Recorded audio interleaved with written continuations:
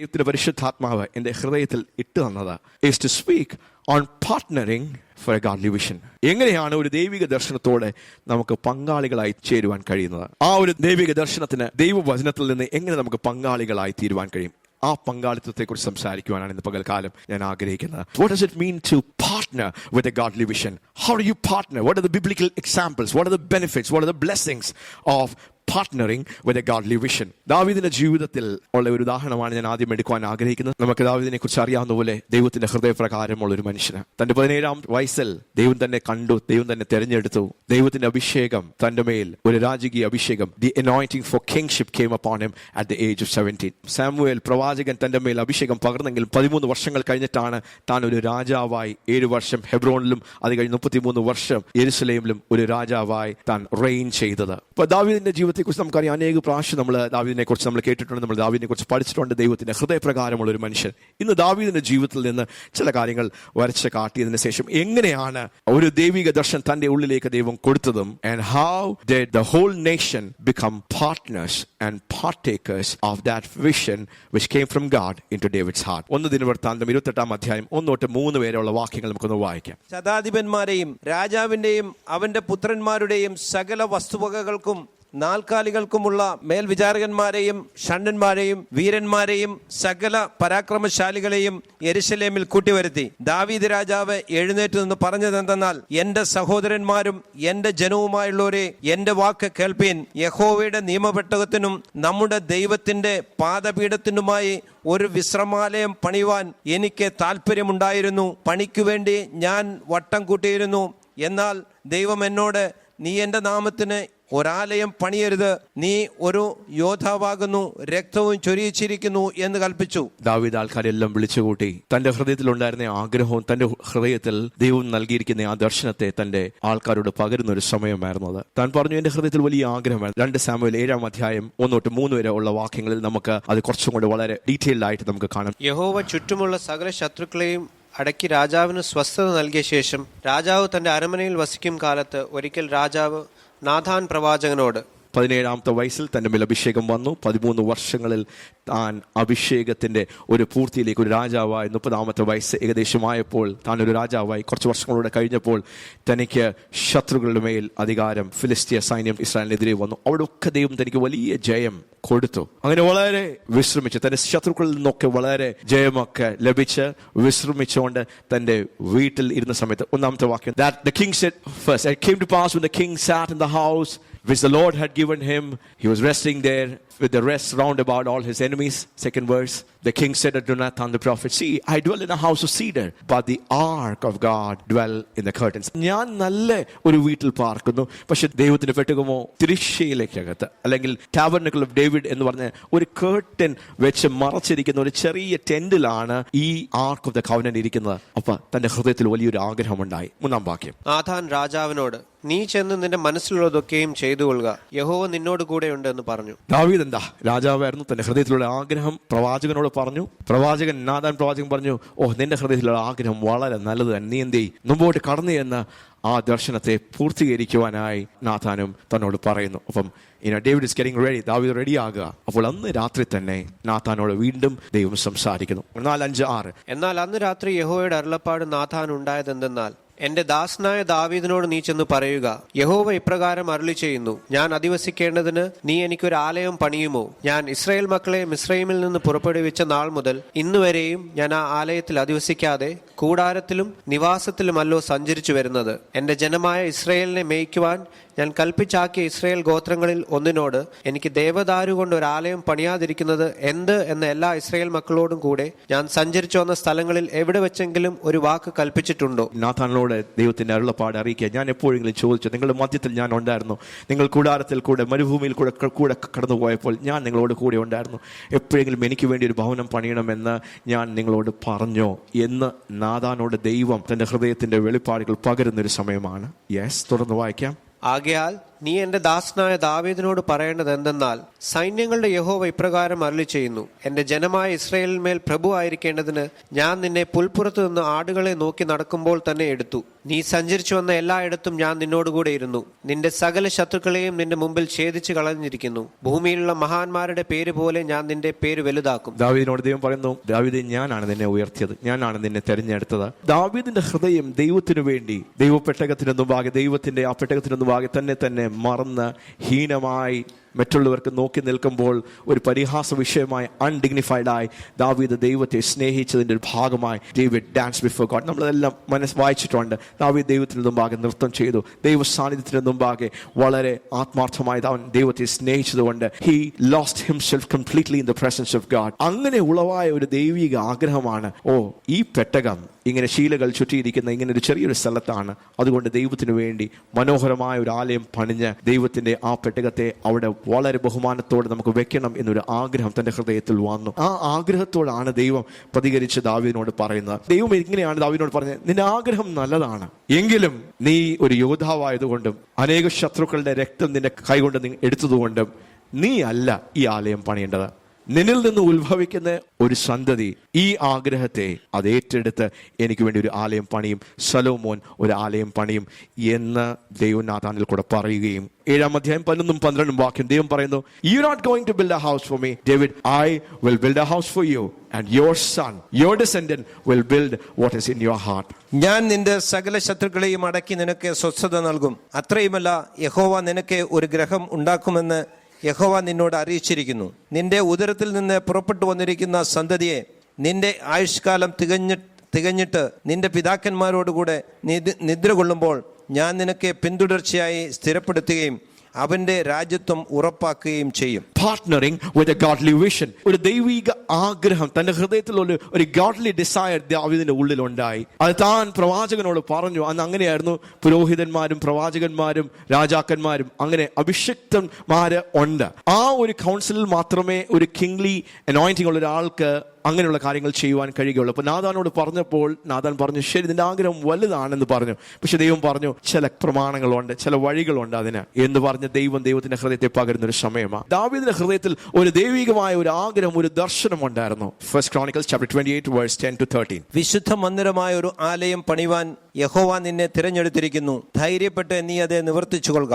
ദാവീദ് ശലോമോനോട് പറഞ്ഞ് നിർദ്ദേശിക്കുന്ന ആ നിർദ്ദേശങ്ങൾ, തന്റെ ഉള്ളിലുണ്ടായിരുന്ന ആ ദർശനത്തെ താനല്ല തന്റെ സന്തതിയാണ്, ശലോമോനാണ് ചെയ്യേണ്ടത് എന്ന് ദൈവത്തിന്റെ പ്രമാണം അല്ലെങ്കിൽ ദൈവത്തിന്റെ അരുളപ്പാട് വന്നപ്പോൾ എന്നിൽ കൂടെ അല്ലെങ്കിൽ പിന്നെ അതൊന്നും വേണ്ടെന്നേ എന്നല്ല ദാവീദ് ചിന്തിച്ചത്. തന്റെ ഉള്ളിൽ പകർന്നിരുന്ന ആ ആഗ്രഹത്തെ, ആ ദർശനത്തെ ശലോമോനാണ് നിവർത്തിക്കേണ്ടത് എന്നറിഞ്ഞപ്പോൾ ആ ഗൗരവത്തോടെ, ആ ഗാംഭീര്യത്തോടെ അത് ഏറ്റെടുത്ത് ആ സമയമായപ്പോൾ ശലോമോനെ ഇൻസ്ട്രക്ഷൻസ് കൊടുക്കുന്ന, നിർദ്ദേശങ്ങൾ കൊടുക്കുന്ന ഒരു ഭാഗമാണ് നമ്മളത് വായിക്കുന്നത്. പിന്നെ ദാവീദ് തന്റെ മകനായ ശലോമോന് ദേവാലയത്തിന്റെ മണ്ഡപം, ഉപഗ്രഹങ്ങൾ, ഭണ്ഡാരഗ്രഹങ്ങൾ, മാളിക മുറികൾ, അറകൾ, കൃപാസന ഗ്രഹം, ഈ ആലയം താനല്ല പണിയുന്നെങ്കിലും ആ ആലയത്തിന്റെ ഡിസൈനുകൾ കംപ്ലീറ്റ് ആയിട്ട് തന്റെ ഉള്ളിലേക്ക് ദൈവം പകർന്നു എന്ന് ഈ വാക്കുകളിൽ നമുക്ക് മനസ്സിലാക്കാം. 19-20 വാക്യം നമുക്ക് പെട്ടെന്ന് വായിക്കാം. ഇവയെല്ലാം, ഈ മാതൃകയുടെ എല്ലാ പണികളും യഹോവ എനിക്ക് വേണ്ടി തന്റെ കൈകൊണ്ട് എഴുതിയ രേഖാമൂലം എന്നെ ഗ്രഹിപ്പിച്ചിരിക്കുന്നു എന്ന് ദാവീദ് പറഞ്ഞു. പിന്നെയും ദാവീദ് തന്റെ മകനായ ശലോമോനോട് പറഞ്ഞത്, ബലപ്പെടുക, ധൈര്യം പൂണ്ട് പ്രവർത്തിച്ചു കൊള്ളുക, ഭയപ്പെടരുത്, ഭ്രമിക്കുകയും അരുത്. യഹോവയായ ദൈവം എന്റെ ദൈവം തന്നെ, നിന്നോട് കൂടെയുണ്ട്. യഹോവയുടെ ആലയത്തിലെ ശുശ്രൂഷയ്ക്കുള്ള എല്ലാ വേലയും നീ നിവർത്തിക്കും വരെ അവൻ നിന്നെ കൈവിടുകയില്ല, ഉപേക്ഷിക്കുകയുമില്ല. അപ്പോൾ ഒരു ദൈവിക ദർശനം ദാവീദിന്റെ ഹൃദയത്തിലേക്ക് വന്നു. ആ ദർശനത്തിനൊരു പങ്കാളിയായി തന്റെ മകനെ പ്രിപ്പയർ ചെയ്ത്, ശലോമോനെ പ്രിപ്പയർ ചെയ്ത്, തന്റെ ഹൃദയത്തിൽ ദൈവം തന്നിരിക്കുന്ന ദർശനത്തെ, ആ ഡിസൈനെ അത് പ്രാപിച്ചത് ശലോമോന് കൊടുക്കുകയും ശലോമോൻ ആ വിഷനെ, ആ ദർശനത്തെ ഏറ്റെടുത്ത് ഒരു പങ്കാളിയായി തീർന്നു. ഡിസൈൻ ഫാദറിന്റെ ആയിരുന്നു, പിതാവിന്റെ ഹൃദയത്തിലേക്കാണ് വന്നത്. പിതാവ് വളരെ കൃത്യമായിട്ടുള്ള രീതിയിൽ ഇത് ഇങ്ങനെയൊക്കെയാണ് എന്ന് ദൈവത്തിൽ നിന്ന് പ്രാപിച്ച് അത് കൈകാര്യം കൊടുക്കുന്നു. ദാവീദ് അതിന്റെ കൂടെ നിൽക്കുന്നു, ശലോമോൻ അത് ഏറ്റെടുക്കുന്നു. അത് മാത്രമല്ല, തുടർന്ന് 1 ദിനവൃത്താന്തം 29-ാം അധ്യായം അതുകൊണ്ട് നമുക്കൊന്ന് വായിക്കാം. പിന്നെ ദാവീദ് രാജാവ് സർവ്വസഭയോടും പറഞ്ഞത്, ദൈവം തന്നെ തെരഞ്ഞെടുത്തിരിക്കുന്ന എന്റെ മകൻ ശലോമോൻ ചെറുപ്പവും ഇളം പ്രായവുമുള്ളവനാണ് ഇവൻ. പ്രവൃത്തി വലിയതുമാകുന്നു. The task is great. ഈ ആലയം പണിയുക എന്ന് പറയുമ്പോൾ it's a great task, it's a great challenge. മന്ദിരം മനുഷ്യനല്ല, യഹോവയായ ദൈവത്തിനത്രേ. എന്നാൽ ഞാൻ എന്റെ സർവ്വബലത്തോടും കൂടെ എന്റെ ദൈവത്തിന്റെ ആലയത്തിന് വേണ്ടി പൊന്നുകൊണ്ടുള്ളവയ്ക്ക് പൊന്നും, വെള്ളി കൊണ്ടുള്ളവയ്ക്ക് വെള്ളിയും, താമ്രം കൊണ്ടുള്ളവയ്ക്ക് താമ്രം. ദാവീദ് ഈ ആലയത്തിന് വേണ്ടിയുള്ള എല്ലാ കാര്യങ്ങളും ശേഖരിച്ച് താനല്ല അത് പണിയുന്നെങ്കിലും തന്റെ ഹൃദയത്തിൽ ഉത്ഭവിച്ചിരിക്കുന്ന ആ ആഗ്രഹത്തെ, ആ ദർശനത്തെ അത് പ്രായോഗിക തലത്തിലേക്ക് കൊണ്ടുവരുവാൻ he wanted partner, someone who could partner with the vision of God, and Solomon was someone whom God was choosing to use. സലോമോനെ ദൈവം കണ്ടു, സലോമോനെ ദൈവം തെരഞ്ഞെടുത്തു. ആ ദർശനം സലോമോൻ ഏറ്റെടുത്ത് ഒരു പങ്കാളിത്തത്തിലേക്ക് വന്നു. ദാവീദ് പറയുക, ഈ ആലയത്തിന് വേണ്ടി ഇതെല്ലാം ഞാൻ ശേഖരിച്ചിട്ടുണ്ട്, എനിക്ക് കഴിയാവുന്ന എല്ലാം ഞാൻ കൂട്ടി വെച്ചിട്ടുണ്ട്. പിന്നെ സഭയിലുള്ള ബാക്കിയുള്ള ഒരു 5-ാം വാക്യം തൊട്ട് നമുക്ക് 5 തൊട്ട് 7 വരെയുള്ള വാക്യങ്ങൾ വായിക്കാം. എന്നാൽ ഇന്ന് യഹോവയ്ക്ക് കരപൂരണം ചെയ്യുവാൻ മനഃപൂർവ്വം അർപ്പിക്കുന്നവൻ ആർ? അപ്പോൾ പിതൃഭവന പ്രഭുക്കന്മാരും ഇസ്രായേലിന്റെ ഗോത്രപ്രഭുക്കന്മാരും സഹസ്രാധിപന്മാരും ശതാധിപന്മാരും രാജാവിന്റെ പ്രവൃത്തിക്ക് മേൽവിചാരകന്മാരും മനഃപൂർവ്വ ദാനങ്ങളെ കൊണ്ടുവന്നു. ദൈവാലയത്തിന്റെ വേലയ്ക്കായിട്ട് അവർ 5000 താലന്ത് പൊന്നും 10,000 തങ്കക്കാശും 10,000 താലന്ത് വെള്ളിയും 18,000 താലന്ത് താമ്രവും 100,000 താലന്ത് ഇരുമ്പും കൊടുത്തു. ദാവീദിന്റെ ഹൃദയത്തിൽ ഉളവായ ദർശനം ദൈവം അതിനെ പൂർത്തീകരിച്ചെടുത്തത് അതൊരു പ്രത്യേക രീതിയിലാണ്. ആ ദർശനത്തെ പുത്രനായ സലോമോൻ ഏറ്റെടുക്കുന്നു. Not only did it remain as David's vision, it now became part of Solomon's vision to build a temple. Not only did it remain with Solomon to build the temple, it became a vision of the whole nation. That's what it means to partner with a godly vision. ഒരു മനുഷ്യന്റെ ഹൃദയത്തിൽ ദൈവം തെരഞ്ഞെടുക്കുന്ന ഒരു പാത്രത്തിൽ ദൈവം പകരുന്ന ആ ദൈവിക ദർശനത്തോടെ ഒരു കൂട്ടം മാത്രമല്ല, ഈ ഉദാഹരണത്തിൽ ദാവീദിന്റെ ഈ ജീവിതത്തിലെ ഈ ഉദാഹരണത്തിൽ കൂടെ നാം കാണുന്നത് ഒരു a nation itself becomes partner and partaker of this godly vision. The vision that began in one man, it became not just the vision of the family, it became the vision of a nation. ഒരു രാജ്യത്തിന് തന്നെ, Israel രാജ്യത്തിന് തന്നെ ഒരു ദർശനമായി തീർന്നു. അതുകൊണ്ട് എല്ലാവരും ആ ദർശനത്തിന് വേണ്ടി അവരെ തന്നെ കൊടുത്തു, അവർക്ക് കഴിയാവുന്ന രീതിയിൽ.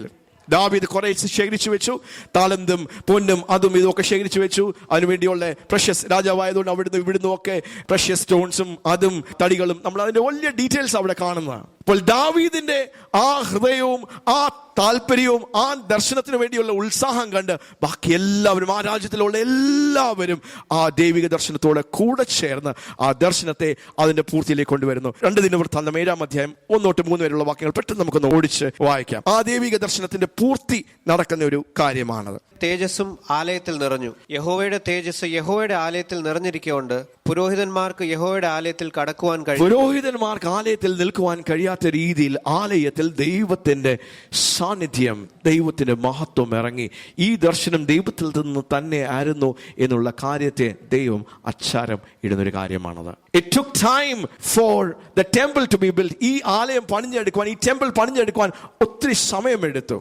It took time. It began with David. ദാവീദിൽ അത് ആരംഭിച്ചു. But ഒരു വ്യക്തിയുടെ ദർശനം അതൊരു രാജ്യത്തിന്റെ ദർശനമായി മാറി. അവരെല്ലാം ഒരുമിച്ച് ചേർന്ന് അതിന് പങ്കാളികളായി തീർന്നു. ആ ദർശനത്തെ അതിന്റെ പൂർത്തിയിലേക്ക് കൊണ്ടുവന്നു. അവിടെ ദൈവത്തിന്റെ മഹത്വം ദൈവം കൊടുത്ത ആ ദർശനത്തിന്റെ ഒരു അച്ചാരമായി ദൈവ സാന്നിധ്യം കൊണ്ട് ആ സ്ഥലത്തെ ദൈവം നിറച്ചു. Now this is what happens when you partner with a godly vision. You become a partaker of the blessings that flows out of that godly vision. ഒരു ദൈവിക ദർശനത്തിന്റെ ഭാഗമായി പങ്കാളിയായി തീരുമ്പോൾ, നാം ചേരുമ്പോൾ, ആ ദർശനത്തിൽ ദൈവം വെച്ചിരിക്കുന്ന നന്മ, അനുഗ്രഹം, ദൈവിക കൃപകൾ അതെല്ലാം പങ്കാളികളാകുന്ന ആ വ്യക്തികളുടെ ജീവിതങ്ങളിലും കുടുംബങ്ങളിലും തലമുറകളിലേക്കും അത് കടന്നു ചെല്ലും. ഇതേ വചനത്തിന്റെ ഭാഗം നമ്മളെ പഠിപ്പിക്കും, നമ്മളെ മനസ്സിലാക്കുന്നു. This is what happens when you partner with a godly vision.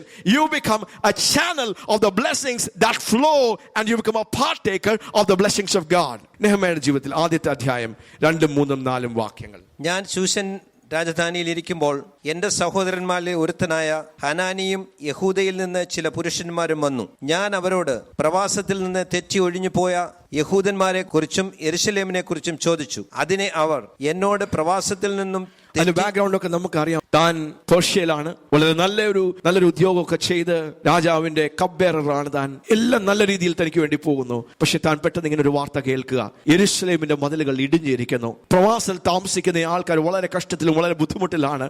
എല്ലാവരും പരിഹസിച്ചുകൊണ്ടിരിക്കുന്ന ഒരു വാർത്ത തന്റെ ചെവിയിലേക്ക് വന്നു. നമുക്ക് പെട്ടെന്ന് നെഹമ്യയുടെ പ്രാർത്ഥന നമുക്കൊന്ന് ശ്രദ്ധിക്കാം. 5, 6, 7 ഈ വാർത്ത കേട്ടപ്പോൾ അതിനോട് എങ്ങനെയാണ് നെഹമ്യ പ്രതികരിച്ചത്? അതെന്തെന്നാൽ, സ്വർഗത്തിലെ ദൈവമായ യഹോവേ, നിന്നെ സ്നേഹിച്ച് നിന്റെ കൽപ്പനകളെ പ്രമാണിക്കുന്നവർക്ക് നിയമവും ദയവും പാലിക്കുന്ന മഹാനും ഒരു വലിയ ഭയങ്കരവുമായ ദൈവമേ. പ്രാർത്ഥനയാണ്. ഒരു ദർശനം ഉത്ഭവിക്കുന്നത് എങ്ങനെ? How does a vision get born? എങ്ങനെയാണ്, ആരുടെ ഉള്ളിലാണ് ദൈവം ഒരു ദർശനത്തെ, അത് how does a vision get born? അതിന്റെ ഒത്തിരി കാര്യങ്ങൾ അതിൽ അടങ്ങിയിട്ടുണ്ട്. God chooses. ദാവീദിനെ ദൈവം എന്തുകൊണ്ട് തെരഞ്ഞെടുത്തു? തന്റെ 7 സഹോദരന്മാരുണ്ട്, എന്തുകൊണ്ട് അവനെ തെരഞ്ഞെടുത്തില്ല? ദാവീദിനെ തെരഞ്ഞെടുത്തു. ഈ ദർശനം അവന്റെ ഉള്ളിലേക്ക് പകർന്നു. God is God. He picks someone. He chooses someone.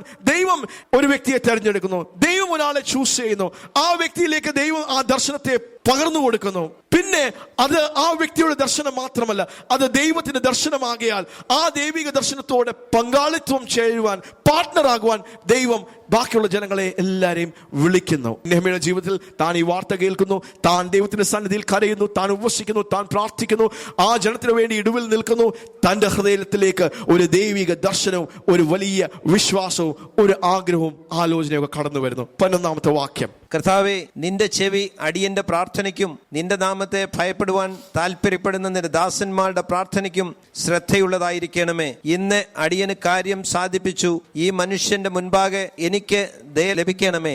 ഞാൻ രാജാവിന് പാനപാത്രവാഹകനായിരുന്നു. ദൈവമേ, ദയ ലഭിക്കണമേ, നിന്റെ കരുണ, നിന്റെ പ്രസാദം. ദൈവമേ, നീ എനിക്ക് ഇതിനു വേണ്ടി എന്നെ വിളിച്ചിരിക്കുന്നു, എന്റെ മേൽ ഏൽപ്പിച്ചിരിക്കുന്ന ദൈവിക ദർശനവും നിയോഗവും ഇതാണ് എന്ന് പറഞ്ഞ് താൻ ദൈവത്തോട് പ്രാർത്ഥിക്കുന്നതായി നമുക്ക് കാണാം. നെഹമ്യയുടെ പുസ്തകം 2-ാം അധ്യായം Nehemiah 2:11 says, so I came to Jerusalem and I was 3 days there. Chapter 2 verse 11, 12, 13. അവിടെ എഴുതിയിരിക്കുന്നത്, പേർഷ്യയിൽ താമസിക്കുന്ന മനുഷ്യൻ അനേക മൈലുകൾ യാത്ര ചെയ്ത് യെരുശലേമിൽ വരുന്നു. 3 ദിവസം അവിടെ എല്ലാം ചുറ്റി നടക്കുന്നു.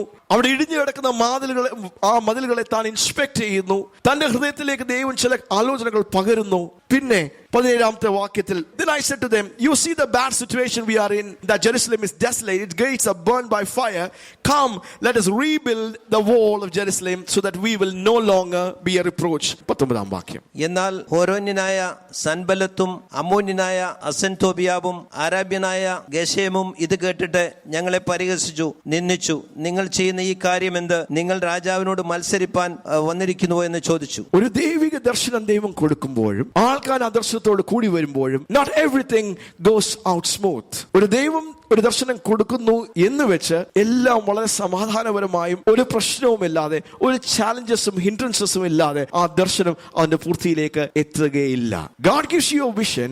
The vision becomes a corporate vision, but there are challenges and hindrances on the way to the fulfillment of the vision. ഈ ദൈവിക ദർശനം അതിന്റെ പൂർത്തിയിലേക്ക് എത്തുവാൻ അനേക ചാലഞ്ചുകളും തടസ്സങ്ങളും അനേക പ്രശ്നങ്ങളിൽ കൂടെ ആ ദർശനം പോകുമ്പോൾ അതിനുവേണ്ടി നിലനിൽക്കുവാൻ ദൈവം ആഗ്രഹിക്കുന്നു. നെഹമ്യയുടെ ഉള്ളിൽ ആ ദർശനം വന്നു, ആൾക്കാർ ആ ദർശനത്തെ ഏറ്റെടുത്തു. പെട്ടെന്നാണ് ഈ ദർശനത്തിന്റെ എതിരെ സംസാരിക്കുവാൻ, ഈ ദൈവിക ദർശനത്തിന്റെ എതിരെ പരിഹാസത്തിന്റെ വാക്കുകൾ സംസാരിക്കുവാനായി സൻബല്ലത്തും തോബിയ എന്ന് പറഞ്ഞ 2 ആൾക്കാർ, ഗർശോൻ, ഇവരെല്ലാരും ഒരുമിച്ച് എഴുന്നേറ്റ് നിന്ന് ആ നിരാശയുടെയും പരിഹാസത്തിന്റെ വാക്കുകളും ഒക്കെ വായിക്കുന്നത്. പക്ഷെ നെഹമ്യായുടെ വാക്ക് നമുക്കൊന്ന് ശ്രദ്ധിക്കാം. 20ാം വാക്യം. അതിന് ഞാൻ അവരോട്, സ്വർഗത്തിലെ ദൈവം ഞങ്ങൾക്ക് കാര്യം സാധിപ്പിക്കും. സ്വർഗത്തിലെ ദൈവം ഞങ്ങൾക്ക് കാര്യം സാധിപ്പിച്ചു തരും. ദൈവിക ദർശനം പ്രാപിച്ച ഒരു വ്യക്തിയുടെ ഒരു നിശ്ചയം, ഒരു ഉറപ്പ്, ഒരു കോൺഫിഡൻസ് ആണ്. ഈ ദർശനം മനുഷ്യനിൽ നിന്നും അല്ലെങ്കിൽ ഒരു വ്യക്തിയിൽ നിന്നല്ല തുടങ്ങിയിരിക്കുന്നത്, ദൈവത്തിൽ നിന്ന് തുടങ്ങിയിരിക്കുന്നതുകൊണ്ട് ഒരു ദൈവിക ദർശനത്തിന്റെ അടിസ്ഥാനത്തിൽ ഒരു കാര്യം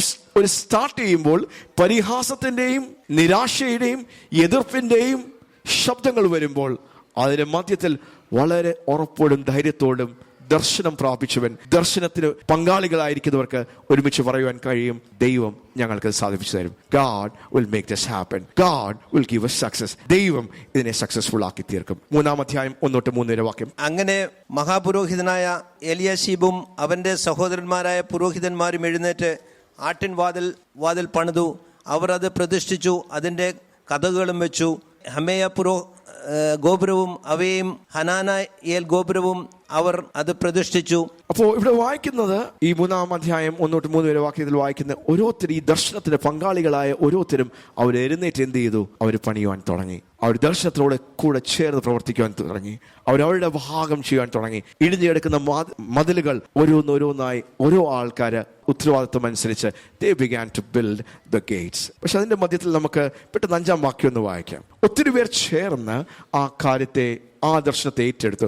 അതിന്റെ മധ്യത്തിലും ചിലരുടെ മനോഭാവം അല്ലെങ്കിൽ ചിലരുടെ കാഴ്ചപ്പാട് എങ്ങനെയായിരുന്നു എന്ന്. അവരുടെ അപ്പുറം തെക്കോവ്യർ അറ്റകുറ്റം തീർത്തു. തെക്കോവ്യർ അറ്റകുറ്റങ്ങൾ തീർത്തു, അവർ ഉത്തരവാദിത്വം എടുത്തു, അവർ ഏറ്റെടുത്തു, അവരുടെ കാര്യങ്ങളെ ചെയ്തു. എന്നാൽ അവരുടെ ശ്രേഷ്ഠന്മാർ കർത്താവിന്റെ വേലയ്ക്ക് ചുമൽ കൊടുത്തില്ല. പക്ഷേ ഈ ദർശനത്തിന്റെ മധ്യത്തിൽ ഒത്തിരി ആൾക്കാർ ആ ദർശനത്തിന് പങ്കാളിത്തം ഏറ്റെടുത്തു. ഇതൊരു ദൈവിക ദർശനമാണ് എന്ന് അവർക്കത് മനസ്സിലായി. അവരവരെ തന്നെ ഏൽപ്പിച്ചു, സമർപ്പിച്ചു, അവരുടെ ഉത്തരവാദിത്വം ചെയ്തു, അവരെ തന്നെ ഏൽപ്പിച്ചു. പക്ഷെ അതിന്റെ മധ്യത്തിലും ചിലർ ഇതൊരു ദൈവിക ദർശനമല്ല എന്ന് തിരിച്ചറിയാഞ്ഞതുകൊണ്ട് അവരതിന് പങ്കാളിത്വം കൊടുത്തില്ല. ഈ 4-ാം അധ്യായം 1-3 വരെയുള്ള വാക്യങ്ങൾ. ഞങ്ങൾ മതിൽ പണിയുന്നു എന്ന് സൻബല്ലത്ത് കേട്ടപ്പോൾ അവൻ കോപവും മഹാരോഷവും പൂണ്ട് യഹൂദന്മാരെ നിന്ദിച്ചു. ഈ ദുർബലന്മാരായ യഹൂദന്മാർ എന്ത് ചെയ്യുവാൻ പോകുന്നു? അവരെ സമ്മതിക്കുമോ? അവർ യാഗം കഴിക്കുമോ? ഒരു ദിവസം കൊണ്ട് പണി തീർത്ത് കളയുമോ? വെന്ത് കിടക്കുന്ന ചണ്ടിക്കൂമ്പാരങ്ങളിൽ നിന്ന് അവർ കല്ല് ജീവിപ്പിക്കുമോ? എന്നിങ്ങനെ തന്റെ സഹോദരന്മാരും ശമരിയ സൈന്യവും കേൾക്കെ പറഞ്ഞു. അപ്പോൾ അവന്റെ അടുക്കൽ നിന്നിരുന്ന അമ്മോന്യനായ തോബിയാവ്, അവരെങ്ങനെ പണിതാലും ഒരു കുറുക്കൻ കയറിയാൽ അവരുടെ കൺമതിൽ ഉരുണ്ടു വീഴുമെന്ന് പറഞ്ഞു. ഞങ്ങളുടെ ദൈവമേ, കേൾക്കണമേ. ഒരു വലിയ ദൈവിക ദർശനം പ്രാപിച്ച് ഒരു കൂട്ടം ആൾക്കാർ ഇറങ്ങിത്തിരിക്കുമ്പോൾ അവർ ഫേസ് ചെയ്യുന്ന ചാലഞ്ചസ് ആണ്, അതിനുള്ള തടസ്സങ്ങളാണ്, ഒബ്സ്ട്രക്ഷൻസ് ആണ്, ഹിൻഡ്രൻസസ് ആണ് ഇവിടെ വായിക്കുന്നത്. പണി സ്റ്റാർട്ട് ചെയ്തു, ഒത്തിരി കാര്യങ്ങളൊക്കെ അറ്റകുറ്റപ്പണികളൊക്കെ ചെയ്തിങ്ങനെ വരുമ്പോൾ വീണ്ടും വേറൊരു സൈഡിൽ നിന്ന് ഈ ദർശനത്തിന് വിരോധമായ ഒരു ശബ്ദമാണ് കേൾക്കുന്നത്. ഇവര് പണിയുന്ന ഈ മതിലൊക്കെ നിൽക്കോ? ഒരു കുറുക്കൻ ചാടിയ അതെല്ലാം കൂടെ തകർന്നു വീഴും. So these are blockers, hindrances to a godly vision. ഒരു ദൈവിക ദർശനത്തിന് നമ്മൾ പങ്കാളികളാകുമ്പോൾ, ഒരു ദൈവിക ദർശനത്തിന് നമ്മൾ ചുമല് കൊടുക്കുമ്പോൾ, അതിനുവേണ്ടി കാലുകൾ എടുത്തു വെക്കുമ്പോൾ, അത് ചെറിയൊരു ദർശനമായിരിക്കാം, നമ്മുടെ ജീവിതത്തിൽ വലിയ ദർശനങ്ങളായിരിക്കാം. പക്ഷെ എന്തായിക്കോട്ടെ, ദൈവം തരുന്ന ഒരു ദൈവിക ദർശനം യാദൃശികമായി, ആക്സിഡന്റലായി, ഓട്ടോമാറ്റിക്കായി അത് നിവൃത്തിയാകുകയില്ല. When God gives you a vision, God will always surround you with those whose heart is open to catch the vision. There will always be hindrances and oppositions and challenges in the fulfillment of a vision. But in the midst of every opposing voice, God wants you to be strong and know that this is a vision that has come from God. നെഹമ്യാ 6:15-16 വാക്യങ്ങൾ നമുക്ക് പെട്ടെന്ന് വായിക്കാം. ഇങ്ങനെ മതിൽ 52 ദിവസം പണിത് ഏലൂൽ മാസം 25-ാം തീയതി തീർത്തു. 52 ദിവസം കൊണ്ട് ഈ ദർശനം അതിന്റെ പൂർത്തിയിലേക്ക് വന്നു. ഞങ്ങളുടെ സകല ശത്രുക്കളും അത് കേട്ടപ്പോൾ ഞങ്ങളുടെ ചുറ്റുമുള്ള ജാതികൾ ആകെ ഭയപ്പെട്ടു. അവർ തങ്ങൾക്ക് തന്നെ അല്പന്മാരായി തോന്നി. ഈ പ്രവൃത്തി ഞങ്ങളുടെ ദൈവത്തിന്റെ സഹായത്താൽ സാധ്യമായി എന്നവർ ഗ്രഹിച്ചു. ദൈവത്തിന്റെ സഹായത്താൽ ഞങ്ങൾ ഇത് സാധിച്ചെടുത്തു. നെഹമ്യയ്ക്ക് ഒരു ദർശനം കിട്ടിയതുകൊണ്ട് ആ ദർശനം പൂർത്തിയാകുമായിരുന്നു 52 ദിവസം കൊണ്ട്. നെഹമ്യയ്ക്ക് ഒരു ദർശനം കിട്ടി. തന്റെ ഹൃദയത്തിൽ വലിയൊരു ആഗ്രഹമാണ്, ഇടിഞ്ഞു കിടക്കുന്ന ഈ മതിലുകൾ പണിയണം, അല്ലെങ്കിൽ അത് ബിൽഡ് ചെയ്യണം. സാധ്യമായിരുന്നു അത്? Was it possible for Nehemiah himself to accomplish this vision? അതിന്റെ ഉത്തരം ഇല്ല. This was a vision, a God vision in the heart of a man called Nehemiah. Nehemiah ദൈവം എഴുന്നേൽപ്പിച്ചു, അവന്റെ ഹൃദയത്തിലേക്ക് ഒരു ദൈവിക ദർശനം കൊടുത്തു. ആ ദർശനത്തിന് പങ്കാളികളായി ഒത്തിരി പേർ ചേർന്ന് വന്നു. അവർ ആ റെസ്പോൺസിബിലിറ്റി ഏറ്റെടുത്തു, ഉത്തരവാദിത്വം ഏറ്റെടുത്തു. They became partners with that godly vision. By the help of God, by the strength of God, ദൈവത്തിന്റെ ഹെൽപ്പും ദൈവത്തിന്റെ ശക്തിയാൽ ആ പണിയെ 52 ദിവസം കൊണ്ട് ആൾക്കാർക്ക് വിസ്മയിക്കുന്ന രീതിയിൽ അത് ചെയ്തെടുക്കുവാൻ ഇടയായി തീർന്നു. Hallelujah. Amen. This is what happens when you partner with a godly vision. ഒരു ദൈവിക ദർശനത്തോടെ നാം പങ്കാളികളാകുമ്പോൾ ഇങ്ങനെയാ പ്രിയപ്പെട്ടവരെ. Hallelujah. God honors that. You become a partaker of the blessings that flow out of a godly vision. Philippians chapter 1:7. കൃപയിൽ എനിക്ക് കൂട്ടാളികളായ നിങ്ങളെയൊക്കെയും എന്റെ ബന്ധങ്ങളിലും സുവിശേഷത്തിന്റെ പ്രതിവാദത്തിലും സ്ഥിരീകരണത്തിലും ഞാൻ എന്റെ ഹൃദയത്തിൽ വഹിച്ചിരിക്കുന്നുണ്ട്. ഒരു സഭയെ കുറിച്ച് പൗലോസ് പറയുക, you are partners with me, you are partakers of the gospel. അനേകർ എന്നെ കുറിച്ച് അതും ഇതൊക്കെ പറയുന്നു. ഇവനൊരു അപ്പോസ്തലനാണോ, ഇവൻ അങ്ങനെയാണോ, ഇവൻ ഇങ്ങനെയാണോ എന്നൊക്കെ അനേകർ ചോദിച്ച് ചോദ്യങ്ങൾ ചെയ്യുമ്പോൾ, അനേകർ വിട്ടുപോകുമ്പോൾ, ഫിലിപ്പിൻ ചർച്ച് വാസ് ഡിഫറെന്റ്. നമുക്കറിയാം, കൊരിന്ത്യ ലേഖനത്തിലൊക്കെ പൗലോസ് എഴുന്നേറ്റ് നിന്ന് പൗലോസിന്റെ ജീവിതത്തെക്കുറിച്ചും ദൈവം തന്നെ വിളിച്ചതിനെ കുറിച്ചും തന്റെ അപ്പോസ്റ്റൽഷിപ്പിനെ ഡിഫെൻഡ് ചെയ്ത് ഒത്തിരി കാര്യങ്ങൾ താൻ അവിടെ പറയുന്നു. Because it was challenging. പൗലോസിന്റെ ജീവിതത്തിൽ, പൗലോസിന്റെ സമയങ്ങളിൽ it was A challenging thing. ഒരു ദൈവിക ദർശനത്തെ നിവർത്തിച്ചെടുക്കുവാനായി ഇറ്റ് വാസ് ഡിഫിക്കൽട്ട്. അത് നമുക്ക് ഈ ലേഖനം വായിക്കുമ്പോൾ നമുക്കത് മനസ്സിലാക്കാം. പക്ഷേ ഈ this church was different. The Philippian church, പൗലോസ് പറയാ, ഞാൻ ജയിലില്ല, റോമൻ തടവില്ല. ഒത്തിരി ആൾക്കാർ പറയുന്നു ഇവന്റെ കയ്യിലിരുന്ന് കുരുത്തക്കേട് കൊണ്ടാണ് ഇവൻ ജയിലിൽ കിടക്കുന്നത്. People were despising Paul. People thought, okay, now everything is over for Paul. പക്ഷെ പൗലോസിനോ കൂടെ നിന്ന് പാർട്ട്ണർ ചെയ്ത് ഈ ചർച്ചിനോട് പൗലോസ് പറയാ, you are partners with me in the gospel. എത്ര വലിയൊരു കാര്യമാണ് പ്രിയപ്പെട്ടവരെ. ഒരു ദൈവിക ദർശനത്തിന് പങ്കാളിയായി തീരുവാൻ, ഒരു ദൈവിക ദർശനത്തോട് ചേർന്ന് പ്രവർത്തിക്കുവാൻ, ഒരു ദൈവിക ദർശനത്തിന് നമ്മളെ തന്നെ ഏൽപ്പിച്ച് നമ്മളെ തന്നെ സമർപ്പിച്ചു കൊടുക്കുവാൻ പൗലോസ് പറയുന്നു, ഫിലിപ്പിയ സഭയെ, you are partners with me. 2-ാം അധ്യായം 25-30 വാക്യം. എന്നാൽ എന്റെ സഹോദരനും കൂട്ടുവേലക്കാരനും സഹപഠനും നിങ്ങളുടെ ദൂതനും എന്റെ ബുദ്ധിമുട്ടിന് ശുശ്രൂഷ വെച്ചവനുമായ എപ്പഫ്രൊദോസിനെ നിങ്ങളുടെ അടുക്കൽ അയക്കുന്നത് ആവശ്യമെന്ന് എനിക്ക് തോന്നി. അവൻ നിങ്ങളെ എല്ലാവരെയും കാണുവാൻ വാഞ്ചിച്ചും താൻ ദീനമായി കിടന്നു എന്ന് നിങ്ങൾ കേട്ടതുകൊണ്ടും വ്യസനിച്ചുമിരുന്നു. അവൻ ദീനം പിടിച്ചു മരിക്കാറായിരുന്നു സത്യം. എങ്കിലും ദൈവം അവനോട് കരുണ ചെയ്തു. അവനോട് മാത്രമല്ല, എനിക്ക് ദുഃഖത്തിന്മേൽ ദുഃഖം വരാതിരിക്കുവാൻ എന്നോട് കരുണ ചെയ്തു. ആകയാൽ നിങ്ങൾ അവനെ വീണ്ടും കണ്ട് സന്തോഷിക്കുവാനും എനിക്ക് ദുഃഖം കുറയുവാനും ഞാൻ അവനെ അധികം ജാഗ്രതയോടെ അയച്ചിരിക്കുന്നു.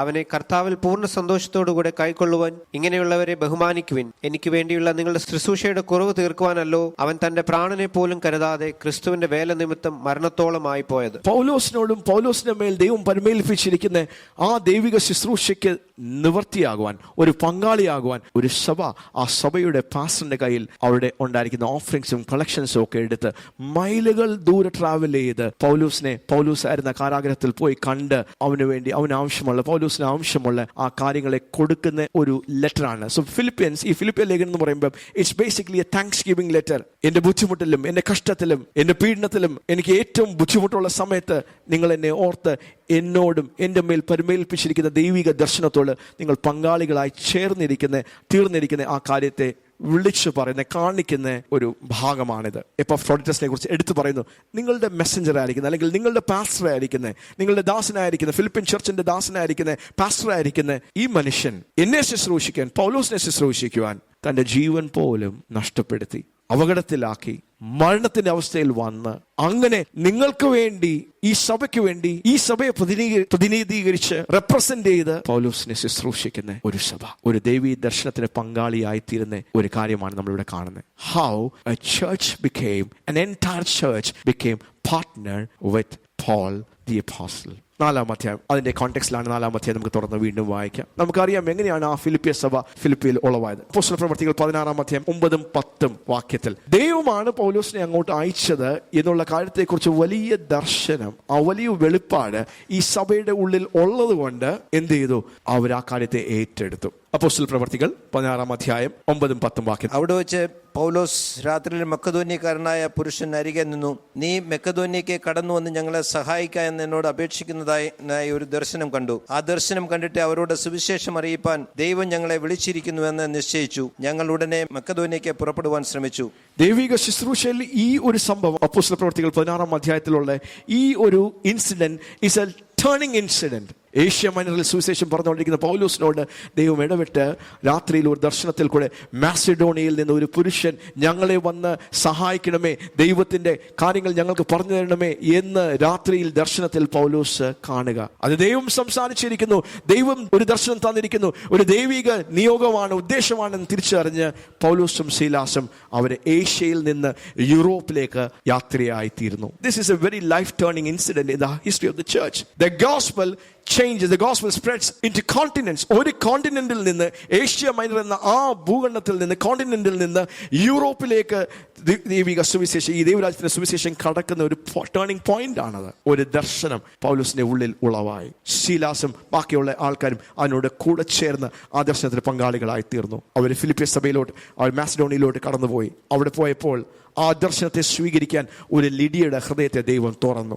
അവിടെ വെളിച്ചപ്പാടത്തി സ്ത്രീയിൽ നിന്ന് ദുരാത്മാവിനെ പുറത്താക്കിയപ്പോഴത്തേക്ക് പൗലോസിനെയും ശിലാസിനെയും ജയിലിലേക്ക് ഇടുന്നു. കാരാഗ്രഹ പ്രമാണി യേശുവിനെ കണ്ടുമുട്ടുന്നു. അവിടെ അവർ അന്ന് രാത്രി തന്നെ സ്നാനപ്പെടുന്നു.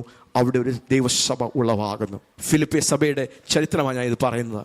ഈ സഭയാണ് പൗലോസിന്റെ മേൽ പകർന്നിരിക്കുന്ന ദൈവിക ദർശനത്തിനും ആ ദൈവിക ശുശ്രൂഷയ്ക്കും കൂട്ടാളികളായി തീർന്നത്. പ്രശ്നത്തിന്റെ മധ്യത്തിൽ, പ്രയാസത്തിന്റെ മധ്യത്തിൽ, ദുർഘട സമയങ്ങളിൽ അവർ ചേർന്ന് നിന്ന് അവരുടെ പാസ്റ്ററിനെ പോലും ഈ മനുഷ്യനെ, ഈ ദേവദാസനെ ശുശ്രൂഷിക്കുവാൻ മൈലുകൾക്കപ്പുറം ഈ ഗിഫ്റ്റും ഓഫറിംഗുമായി വിടുന്ന ഒരു ചരിത്രം നമ്മൾ വായിക്കുന്നത്. ഫിലിപ്പിയ ലേഖനം 4-ാം അധ്യായം 15, 16, 17 വാക്യം. ഫിലിപ്പിയരെ സുവിശേഷ ഘോഷണത്തിന്റെ ആരംഭത്തിൽ ഞാൻ മക്കെദോന്യയിൽ നിന്ന് പുറപ്പെട്ടാറെ നിങ്ങൾ മാത്രമല്ലാതെ ഒരു സഭയും വരവ് ചെലവ് കാര്യത്തിൽ എന്നോട് കൂട്ടായ്മ കാണിച്ചില്ല എന്ന് നിങ്ങളും അറിയുന്നു. പൗലോസ് വലിയൊരു അപ്പോസ്തലനാണ്, അനേക സഭകളെ സ്ഥാപിച്ചവനാണ്, വലിയ അത്ഭുതങ്ങളും അടയാളങ്ങളും തന്റെ ജീവിതത്തിൽ കൂടെ നടക്കുന്നവനാണ്. തന്റെ ജീവിതത്തിൽ ഉള്ള ദൈവിക അഭിഷേകം കാരണം റുമാലുകളിൽ കൂടെ ദുരാത്മാക്കൾ പോകുന്ന ഒരു ദൈവത്തിന്റെ ദാസനാണ്. താൻ കാരാഗ്രഹത്തിൽ ഇരുന്ന് എഴുതുമ്പോൾ താൻ പറയുക, സുവിശേഷ ഘോഷണത്തിൽ നിങ്ങളല്ലാതെ വേറൊരു സഭയും എന്റെ കൂടെ നിന്ന് എന്നെ സഹായിച്ചില്ല എന്ന് അവരെ പ്രമോദിപ്പിച്ച്, അല്ലെങ്കിൽ അവരെ അപ്രിഷിയേറ്റ് ചെയ്ത്, അവരെ ഓണർ ചെയ്ത് പറയുക, you become partners with me. നിങ്ങൾ എന്നെ സഹായിച്ചപ്പോൾ you were not partnering Paul, you were partnering a godly vision that was put into me. You became benefactors of that vision. തെസ്സലോനിക്കയിലും എന്റെ ബുദ്ധിമുട്ട് തീർപ്പാൻ നിങ്ങൾ 1-2 വട്ടം അയച്ചു തന്നുവല്ലോ. ഞാൻ ദാനം ആഗ്രഹിക്കുന്നുവെന്നല്ല, നിങ്ങളുടെ കണക്കിലേക്ക് ഏറുന്ന ഫലമത്രേ ആഗ്രഹിക്കുന്നത്. Amen. ഇപ്പോൾ എനിക്ക് വേണ്ടുന്നതെല്ലാം ഉണ്ട്, സമൃദ്ധിയുമായിരിക്കുന്നു. നിങ്ങൾ അയച്ചു തന്നത് സൗരഭ്യവാസനയായി ദൈവത്തിന് പ്രസാദവും സുഗ്രാഹ്യവുമായ യാഗമായി എപ്രഫാദത്തിന്റെ കയ്യാൽ ഞാൻ പ്രതിഗ്രഹിച്ച് തൃപ്തനായിരിക്കുന്നു. 19 വാക്യം കൊണ്ട് വായിക്കാം. എന്റെ ദൈവമോ നിങ്ങളുടെ ബുദ്ധിമുട്ടൊക്കെയും മഹത്വത്തോടെ തന്റെ ധനത്തിനൊത്തവണ്ണം ക്രിസ്തുവേശുവിൽ പൂർണ്ണമായി തീർത്തു തരും. ഈ ഫിലിപ്പിയ സഭയോടാണ് പൗലോസ് പറയുന്നത്, എന്റെ ബുദ്ധിമുട്ടിന്റെ സമയത്തിൽ വീണ്ടും വീണ്ടും എന്റെ മേൽ പരിമേൽപ്പിച്ചിരിക്കുന്ന ഒരു ദൈവിക ദർശനമാണ് എന്ന് നിങ്ങൾ തിരിച്ചറിഞ്ഞ് നിങ്ങൾ എന്നോട് കൂടെ പങ്കാളികളായി തീർന്നു. എനിക്ക് വേണ്ടി സഹായം അയച്ചു തന്നു. നിങ്ങളുടെ ശുശ്രൂഷകന്മാരെ അയച്ച് എന്നെ ഹെൽപ്പ് ചെയ്തു, എന്നെ എൻകറേജ് ചെയ്തു, എന്നെ സ്ട്രെങ്തൻ ചെയ്തു. അതിനൊക്കെ ഞാൻ നന്ദിയുള്ളവനാ. പിന്നെ പൗലോസ് പെട്ടെന്ന് ഒരു വലിയ സ്പിരിച്വൽ പ്രിൻസിപ്പിൾ അവർക്ക് പഠിപ്പിക്കുക. പൗലോസിന് സാമ്പത്തികമായിട്ടുള്ള ബുദ്ധിമുട്ടുകൾ ഉണ്ടായിരുന്നു, അല്ലെങ്കിൽ ആവശ്യത്തിന് പ്രതിസന്ധി. സുവിശേഷ ഘോഷണത്തിൽ അനേക സ്ഥലങ്ങളിൽ തനിക്ക് യാത്ര ചെയ്യണം, അനേക സ്ഥലത്ത് ദൈവപ്രവർത്തികൾ നടക്കണം. അങ്ങനെ ഒത്തിരി ആവശ്യങ്ങൾ പ്രായോഗികമായിട്ട് പൗലോസിനുണ്ട്. ആവശ്യങ്ങൾ മനസ്സിലാക്കിയാണ് ഫിലിപ്പിയ സഭ പൗലോസിനോട് കൂടെ നിന്ന് സാമ്പത്തികമായിട്ടും ആൾബലത്താലും എല്ലാ രീതിയിലും ശുശ്രൂഷിച്ചത്. പക്ഷേ 17ാമത്തെ വാക്യം നമുക്ക് ഒന്നും കൂടെ ഒന്ന് വായിക്കാം. ഞാൻ ദാനം ആഗ്രഹിക്കുന്നു എന്നല്ല, ഞാൻ ദാനം ആഗ്രഹിക്കുന്നു എന്നല്ല, നിങ്ങളുടെ കണക്കിലേക്ക് ഏറുന്ന ഫലമത്രേ ആഗ്രഹിക്കുന്നത്. നിങ്ങളുടെ കണക്കിലേക്ക് ഏറെ ഫലമത്രേ ആഗ്രഹിക്കുന്നത്. ഒരു ദൈവദാസനെ കൊടുക്കുന്നത് നല്ലതാ, ഒരു ദൈവിക ദർശനത്തിന് കൊടുക്കുന്നത് നല്ലതാ. ഫിലിപ്പിയ സഭയെ നിങ്ങൾ എനിക്ക് അയച്ചു തന്ന ആ ഒരു കാര്യം നല്ലതാ. പക്ഷെ ഇപ്പോൾ എന്റെ ഒരു ബുദ്ധിമുട്ട് മാറ്റിത്തരുവാൻ കുറച്ച് പണം നിങ്ങൾ തരണം എന്നുള്ള കാര്യം മാത്രമല്ല, കൊടുക്കുന്ന ഈ കാര്യത്തിൽ നിങ്ങളെ ചില കാര്യങ്ങൾ ഞാൻ പഠിപ്പിക്കുവാൻ ആഗ്രഹിക്കുന്നു, ചില കാര്യങ്ങൾ മനസ്സിലാക്കുവാൻ ആഗ്രഹിക്കുന്നു. നിങ്ങൾ കൊടുക്കുമ്പോൾ, അല്ലെങ്കിൽ നിങ്ങൾ കൊടുക്കുന്നത്, നിങ്ങൾ ഈ കാര്യങ്ങൾ ചെയ്യുന്നത് is going to turn out for your profit. ഒരു മനുഷ്യന്റെ ആവശ്യം, ഒരു ദർശനം നിവർത്തിക്കാൻ ഒരു കാര്യം കൊടുത്തു എന്നല്ല, but you are cutting open channels. നിങ്ങളുടെ ജീവിതത്തിലേക്ക് തന്നെ നിങ്ങൾ ചാനലുകൾ കട്ട് ഓപ്പൺ ചെയ്യുക. ദൈവത്തിന്റെ നന്മകൾക്ക് വേണ്ടി, ദൈവം ആഗ്രഹിക്കുന്ന ദൈവിക ആ നന്മയ്ക്ക് വേണ്ടി നിങ്ങളുടെ ജീവിതത്തെ നിങ്ങൾ തുറക്കുക. പ്രിയപ്പെട്ടവരെ, ഐ എം റൈറ്റിംഗ് ദിസ്. എനിക്കൊരു ആവശ്യമുണ്ട് ഉള്ളതുകൊണ്ടല്ല, എന്റെ ആവശ്യത്തിന്റെ സമയത്ത് നിങ്ങൾ സഹായിച്ചു. പക്ഷേ ഫിലിപ്പിയ സഭയെ നിങ്ങൾ ഇങ്ങനെ ആയിരിക്കണം. നിങ്ങൾ കൊടുക്കുന്ന ഒരു സഭയായിരിക്കണം. നിങ്ങൾ ഔദാര്യമായി ദൈവത്തിന്റെ വേലയ്ക്ക് വേണ്ടി കൊടുക്കുന്നവരായിരിക്കണം. എന്തുകൊണ്ടാ? നിങ്ങൾ കൊടുക്കുമ്പോൾ നിങ്ങൾ കൊടുക്കുന്ന ദൈവത്തെ പ്രതിനിധീകരിക്കുക. You are representing God who is a giver. Satan is always a taker. Satan എപ്പോൾ സാത്താന്റെ ഒരു പ്രവൃത്തി എന്താ? അവൻ ഉള്ളതെല്ലാം മോഷ്ടിച്ചെടുക്കുന്നവനാ, എല്ലാം കവർന്നെടുക്കുന്നവൻ. അവന് കൊടുക്കുന്ന സ്വഭാവമില്ല. പക്ഷെ ദൈവത്തിന്റെ സ്വഭാവം എന്താ? ദൈവം കൊടുക്കുന്നവനാ. എവറി ടൈം യു ഗീവ്, നിങ്ങൾ കൊടുക്കുമ്പോൾ you are representing me, because I am a giver. I am a giver. I am the source of everything. സകല സമ്പത്തിന്റെയും ഉടയവനാ ഞാൻ. പണം ഉണ്ടാക്കുവാൻ, സമ്പത്ത് ഉണ്ടാക്കുവാൻ ബലം പകർന്നവനാ ഞാൻ. അതുകൊണ്ടാണ് ഇസ്രായേൽ മക്കൾക്ക് ദശാംശത്തിന്റെ ആ വലിയ ആ കൽപ്പന ദൈവം ആക്കി വെച്ചത്. അവരൊരിക്കലും മറക്കരുത് ആരാണ് വാസ്തവമായിട്ട് അവർക്ക് സമ്പത്ത് ഉണ്ടാക്കുവാൻ ബലം തരുന്നത്. അതിനുവേണ്ടിയാണ് ദശാംശം ആക്കി വെച്ചത്. പക്ഷെ ദൈവം പറയുക, പൗലോസ് ദൈവത്തിന്റെ പരിശുദ്ധാത്മാവിനാൽ അവരെ ഓർപ്പിക്കുക, നിങ്ങൾ കൊടുക്കുന്നത് എൻ്റെ ഒരു ആവശ്യം തീർക്കുവാൻ മാത്രമല്ല, but this is going to turn out to be a blessing and a benefit in your own life. You are sowing because the measure to which you sow, നിങ്ങൾ വിതയ്ക്കുന്നതിന്റെ അളവിനനുസരിച്ച് നിങ്ങളുടെ ജീവിതത്തിലേക്ക് ദൈവത്തിന്റെ ആ കൊയ്ത്ത് വരുന്നത്. The measure to which you sow is the measure to which you will reap. So I don't want you to miss your blessing. നിങ്ങളുടെ അനുഗ്രഹത്തെ, ദൈവം ഇതിൽ കൂടെ ആഗ്രഹിക്കുന്ന ആ നന്മയെ, ആ അനുഗ്രഹത്തെ, ആ ബ്ലെസ്സിങ്ങിനെ നിങ്ങൾ അറിയാതെ പോകരുത്. ആമേൻ. 17 വാക്യം 4:17 പറയുന്ന പോലെ, I want you to know, ഞാൻ ഇതറിയുവാൻ, എൻ്റെ ആവശ്യത്തിന് വേണ്ടിയല്ല ഞാൻ നിങ്ങളോട് ചോദിക്കുന്നത്. ഉണ്ടായിരുന്നു, നിങ്ങൾ എന്നെ സഹായിച്ചു, അത് ഞാൻ നന്ദിയുള്ളവനാ. But this is going to boomerang back to you and it come with a great blessing on your account. 2 Corinthians chapter 9 verse 6-11, 6-11 വരെയുള്ള വാക്യങ്ങൾ. എന്നാൽ ലോഭമായി വിതയ്ക്കുന്നവൻ ലോഭമായി കൊയ്യും, ലോഭമായി വിതയ്ക്കുന്നവൻ ലോഭമായി കൊയ്യും, ധാരാളമായി വിതയ്ക്കുന്നവൻ ധാരാളമായി കൊയ്യുമെന്ന് ഓർത്തുകൊള്ളുവിൻ. കൊരിന്ത്യ സഭയോടാണ് പൗലോസ് ഈ കാര്യം പറയുന്നത്.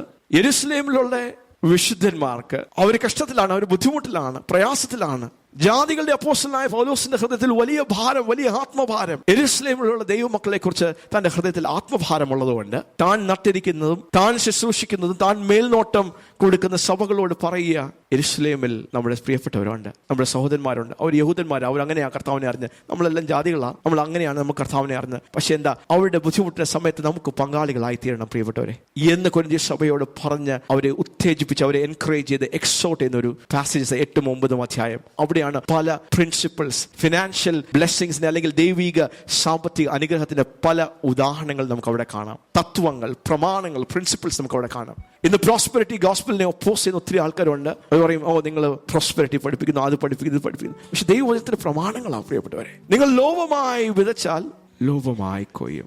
8-ാം അധ്യായം അതിന്റെ ആദ്യത്തെ 3 വാക്യങ്ങൾ മാസിഡോണിയ സഭയെക്കുറിച്ച് അല്ലെങ്കിൽ ഫിലിപ്പിയ സഭയാണ് ഉദാഹരണമായി അവരെ ചലഞ്ച് ചെയ്യുവാൻ പൗലോസ് എടുത്ത് കൊരിന്ത്യ സഭയോട് പറയുന്നത്.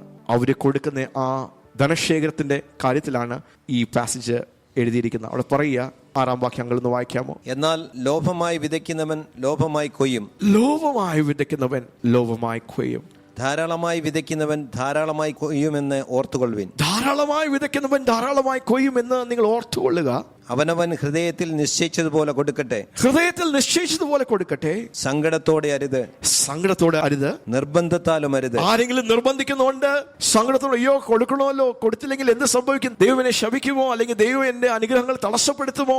പഴയ നിയമത്തിലുണ്ടായ ഒരു ന്യായ പ്രമാണത്തെ എങ്ങനെയെങ്കിലും പൂർത്തീകരിക്കുവാൻ എങ്ങനെയെങ്കിലും അങ്ങ് കൊടുക്കണമോ? ദൈവം കൊടുക്കുന്നവനായതുകൊണ്ട്, because God is a giver, He wants us as children of God. ദൈവത്തിന്റെ മക്കളായ നമ്മളെ കുറിച്ച് ദൈവത്തിന്റെ ഹൃദയത്തിന്റെ ആഗ്രഹമാണ്. നിങ്ങൾ കൊടുക്കുമ്പോൾ നിങ്ങൾ cheerful ആയിട്ട് കൊടുക്കണം. വായിക്കാം, തുറന്ന് വായിക്കാം. സന്തോഷത്തോടെ കൊടുക്കുന്നവനെ ദൈവം സ്നേഹിക്കുന്നു. സന്തോഷത്തോടെ ദൈവം എല്ലാവരെയും സ്നേഹിക്കുന്നു. പക്ഷെ ദൈവം നിങ്ങൾ ശ്രദ്ധിച്ചോ, സന്തോഷത്തോടെ കൊടുക്കുന്നവനെ ദൈവം എന്ത് ചെയ്യും? സ്നേഹിക്കുമെന്ന് പറയുന്നു.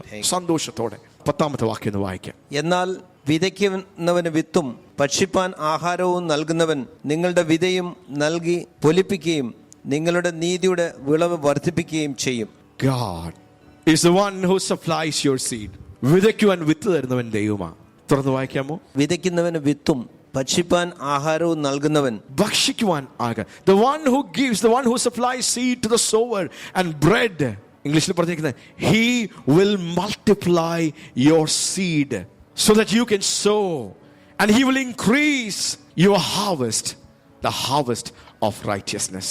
ലൂക്കോസ് 6:38. കൊടുക്കുവീൻ എന്നാൽ നിങ്ങൾക്കും കിട്ടും. കൊടുക്കുവീൻ എന്നാൽ നിങ്ങൾക്ക് കിട്ടും. അത് ദൈവത്തിന് വലിയൊരു പ്രമാണമാണ്. ഈ മാസിഡോണിയൻ സഭയെ കുറിച്ചൊക്കെ പഠിക്കുമ്പോൾ അവർ വലിയ ദാരിദ്ര്യത്തിലായിരുന്നു.